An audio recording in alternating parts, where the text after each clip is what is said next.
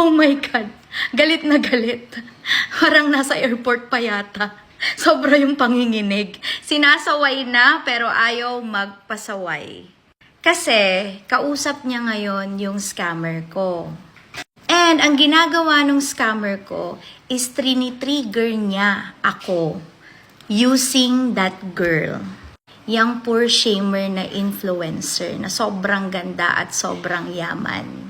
Sobrang bait na parang hindi pa nakita si San Pedro. Pero hindi ko na i-commit yung mistake na ginagawa ko noon. Hindi na ako magpapahulog pa sa mga trigger. Kaya calling all lahat ng mga lash o madto apologies na sumasahod. Mag-iingat kayo. Sa dami-dami ng nag-content at nag-call out, nag-name drop pa yung iba. Sila pa yung maraming nasabi at na-advise.